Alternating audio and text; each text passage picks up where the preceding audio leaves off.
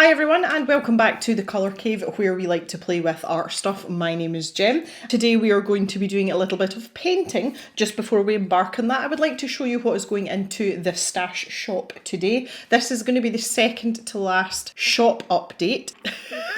Well, hello. Incidentally, speaking of the shop, these are the Sea White of Brighton synthetic brushes. I sell these in the stash shop also. These are not in the sale, but they're very, very popular and they're very cheap. So if you fancy a decent synthetic brush that's got a bit of staying power, I highly recommend them. And you always get them for a bargain in the cave. Did not plan that. Okay, first up in the sale, we've got this little set of Artspace 12 watercolours. This came in recent upgrade. I don't need it. I sat and counted and I have 18 sets of watercolours. So much as I like the travel idea here, I'm going to let these go. So that's there for you if you fancy that. I've also got some loose half pans here.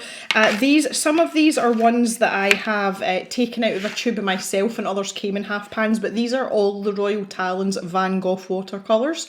So if you'd like to try them, they're on really cheap. There's 11 of them there, and that's a great wee set to get you started if you're looking to get going with watercolour, or maybe you're looking to build your colour selection that you have. So there's a wee bargain there for you as well. I have a few eclectic erudite items. I have a couple of these lovely mixed media fish prints, so like a good fish. And I've also got this set of originals by Jessie, who is eclectic erudite. One of a kind drawings. There is only one of each of them. So we're selling those as a set and they are also in the sale too. Finally, if that's not your kind of thing and you just want stuff to draw on, I've got a little paper bundle here for you too. So hope you'll find something that tickles your fancy. You can head to the website. The live link to the shop is down in the description for you. You can just click on that and off you go. On with the video.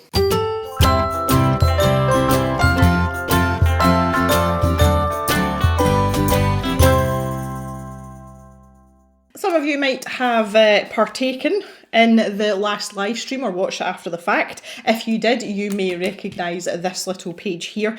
The story behind this goes, this is an Arteza watercolour sketchbook. I do not recommend them. And this started with me trying to figure out which side of the paper was better. There is a discrepancy on how the watercolour sits on one side of the paper versus the other. So I was basically just farting about with some watercolour. And then I decided that I wanted to do some gouache rocks, and I've been kind of getting swamp vibes from this ever since. So I would like to create a little dinky swamp scene in this tiny little watercolour sketchbook today. I think if this goes well today, I might do the same thing on this side and just try and create a scene that looks like some sort of fantasy scene going on over there. I have also been dying to use these brushes again. I bought these specifically for working with gouache. These were recommended to me because I was looking for something, namely a filbert and a flat, and as you can see there, that's exactly what these are. And these are the Escoda Prado brushes. The Escoda brushes are really popular. They're good quality brushes, but they're not too expensive. You know, you're not talking about 50 quid for a paintbrush. I think I paid collectively about £20 for both of these. So, you know, not your bargain brushes like your Sea Whites here. Love you guys dearly, but definitely not, you know, black velvet prices. I do also have my trusty Sea White brushes here. I kind of don't go anywhere without these anymore. I've got a number 6, number 4 and a number 2 rounded just in case I want to put in some detail. I left these out because I've packed away all my other paintbrushes. These are literally the only paintbrushes I have left. I can watercolour with these ones and I can gouache with these, so that seems sensible to me. In addition to the sketchbook and the paintbrushes, I've got all the usual suspects. I have my basket of gouache paints. My water brushes are also in there, and that's just because that's where they were living when I started packing stuff away. I've also got 2 lots of water. I've got clean water with a pipette, and I have water for cleaning my brush with my little paint puck in the bottom there, and a ceramic palette as usual because I like them better than the plastic and the metal ones. And just a couple of rags here as well to clean my brushes off on. Everyone said they got like an open sea feel, as if this is, you know, like a sort of gateway out to the sea. I totally didn't get that from that. But what I did do was go and print off like a bajillion Swampy reference photos. Like there's loads of them. And it was actually the colours that did it for me. That's what gave me the feeling. And that's why I want to go where I want to go with this. So what I think the best thing to do is to deal with this background a little bit because it is quite light and I think that I want to maybe darken it down a little bit. We maybe need to get into like a darker turquoisey colour, heading towards maybe teal, so let's go with that and see what happens. I'm pretty sure I've got a teal colour floating about in here.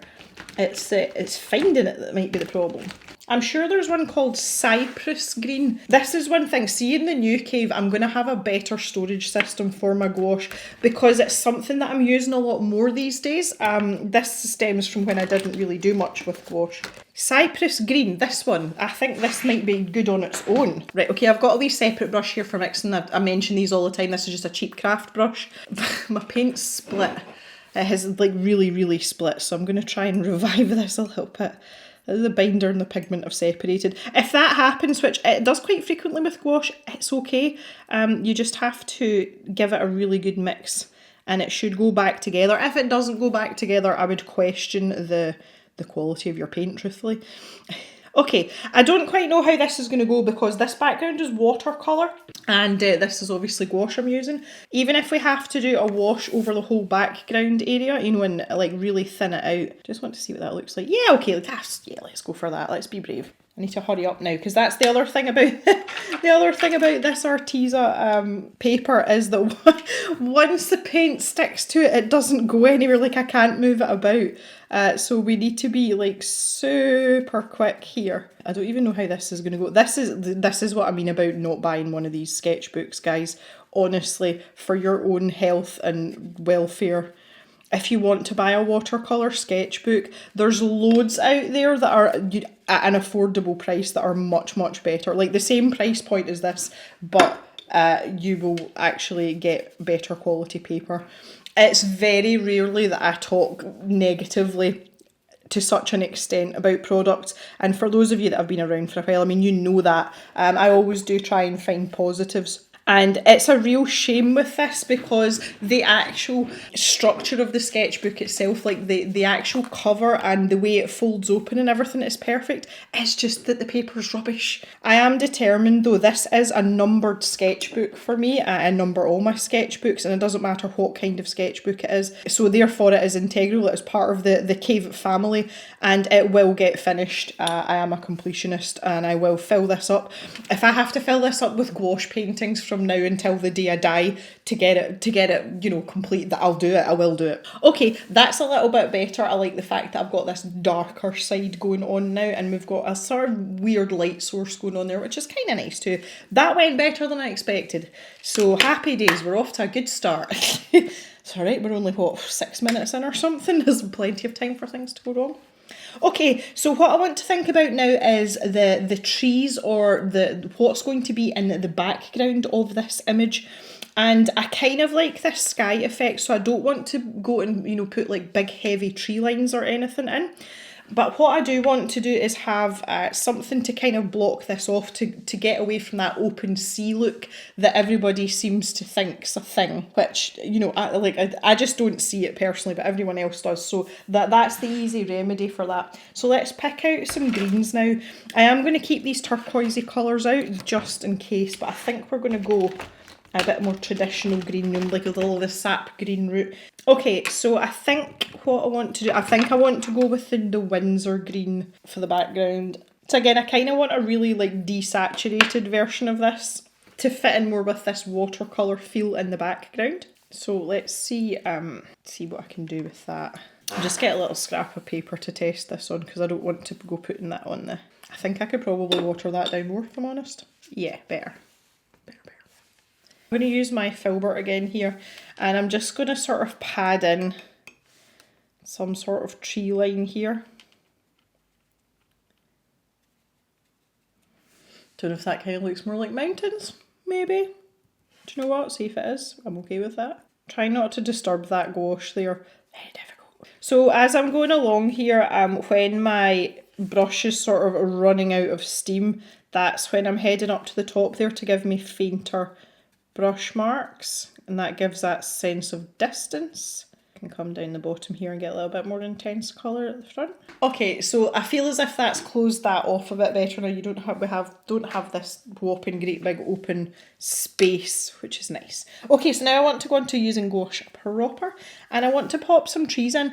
When I think of swamps, I think of like I don't know what part of the States they're in, but the bald cypress. So they've got like great big thick bottoms on them, and they kind of come in and then they disappear up. Or like mangroves. I think of mangroves as well. So I think for that I'm going to change to number 6. And I want to pick out some different browns. I've got chocolate brown here. Again, if I can get the blinking lid off it.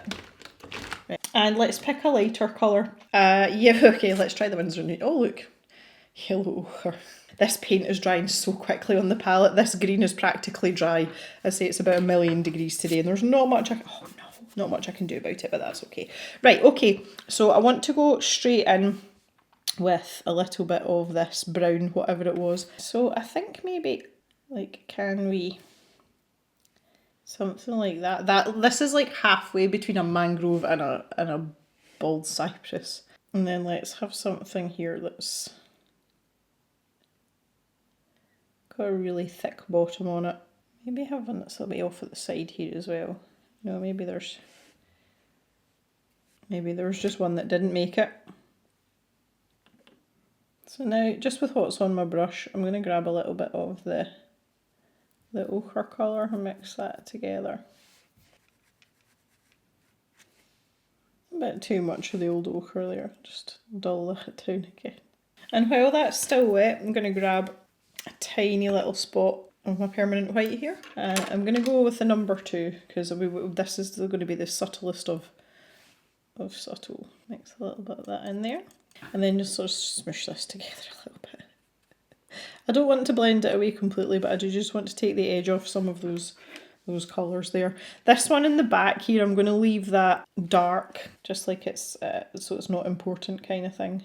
Okay, nice. Now I'm feeling that I need to mix some of this. Okay, that's made me a nice sort of murky mix, which is really good. So back to my round brush for a little minute here. Let's scoop some of this up. One of the things that you've got to have in a swampy picture is vines. There's going to be vines. There's going to be lots of vines. And then with a smaller brush as well. This is like the fun part.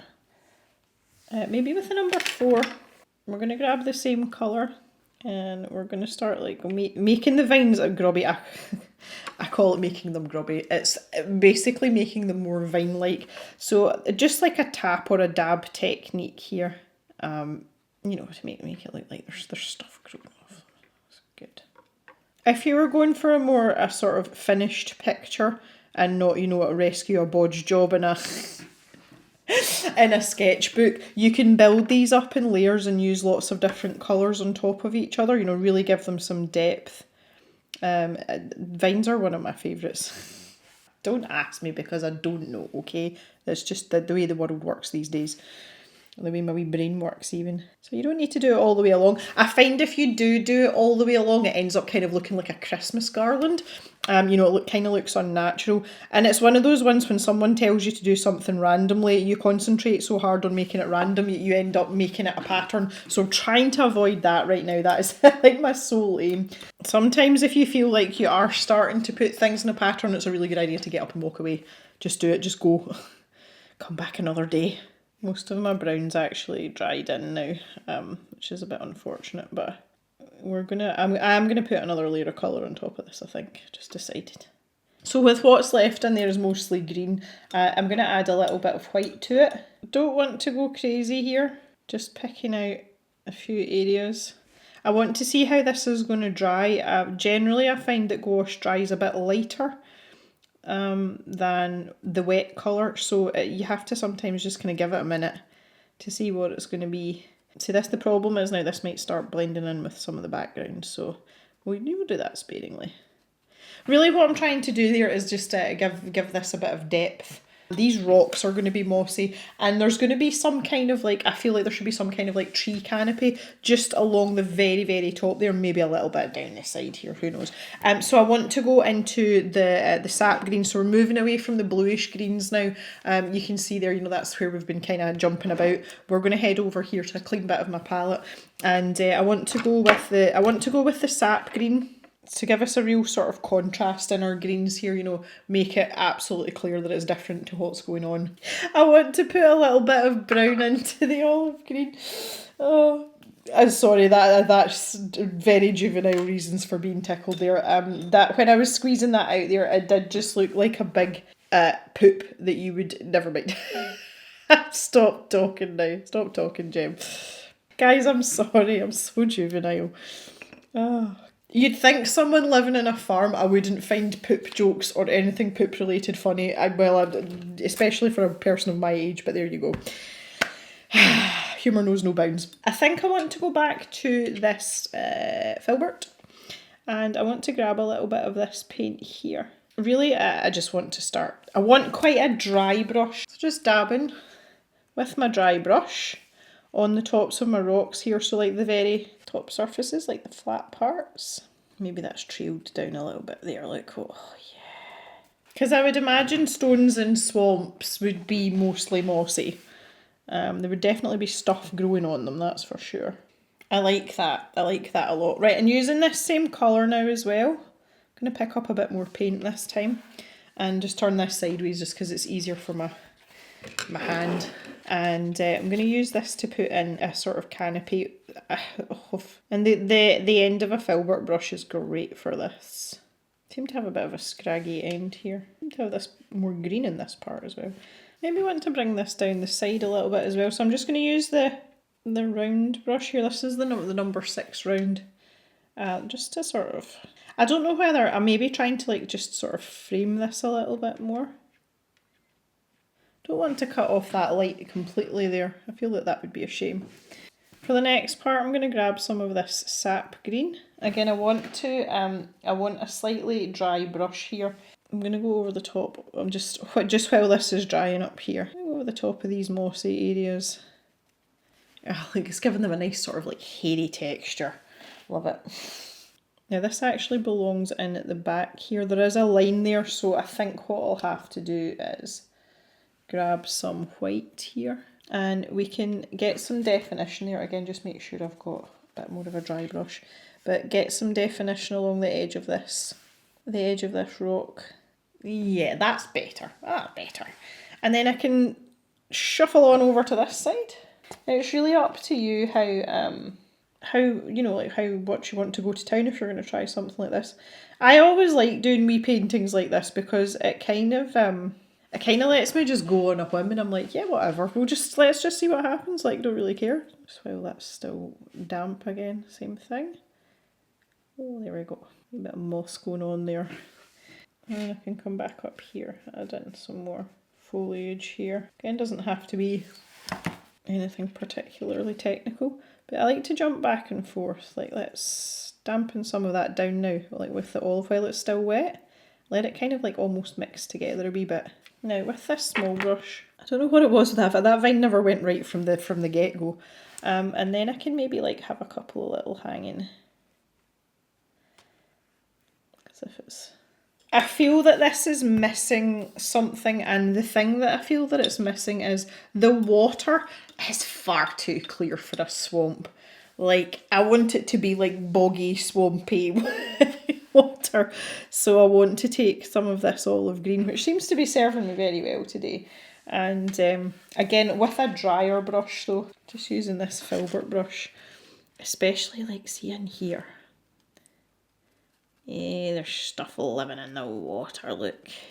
Just to make it look a wee bit murkier, like a wee bit murkier.